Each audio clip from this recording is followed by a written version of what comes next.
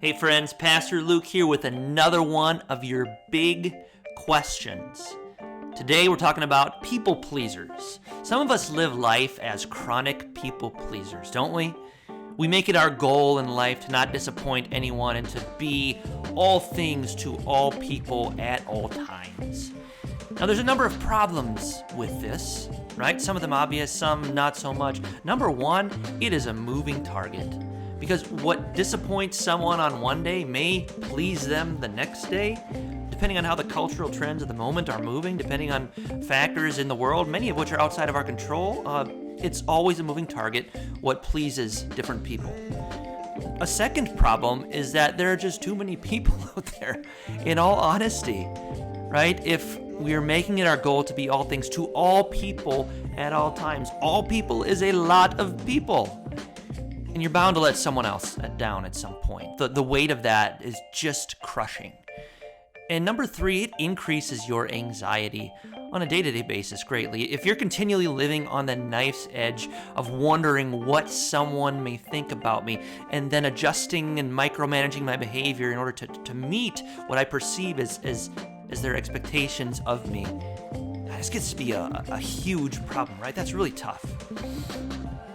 Well, Scripture tells us that there's actually, for the Christian, and really for all people, there's a spiritual malady behind all of this. Let me read to you Proverbs chapter 29, verse 25. It goes like this: "The fear of man lays a snare, but whoever trusts in the Lord is safe." The fear of man lays a snare, but whoever trusts in the Lord is safe. See, all those problems that we just talked about, those are snares. Whereas fear of the Lord, which is to say, trusting in God, leads to safety. It leads to security. And here's the truth that I want you to grab hold of and grind into your hearts and your minds.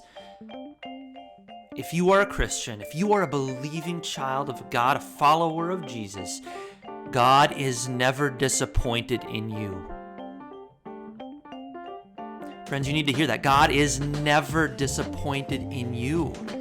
How can I say such a ridiculous sounding thing?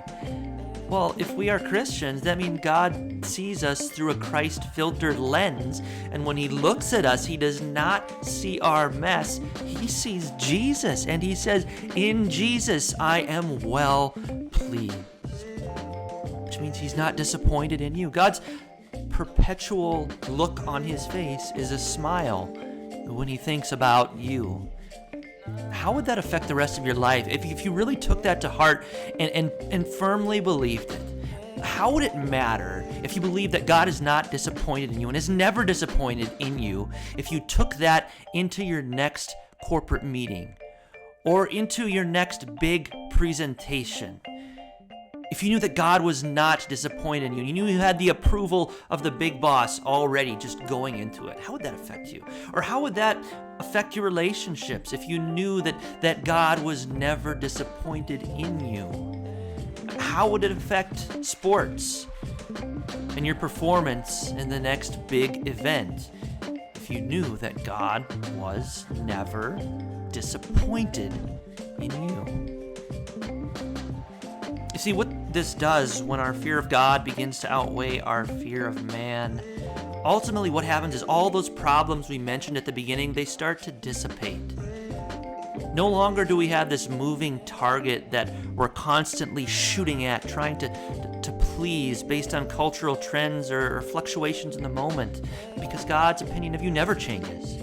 No longer do we have to worry about being all things to all people because only one person's opinion matters. No longer does our anxiety have to skyrocket because God brings us security and peace for our souls.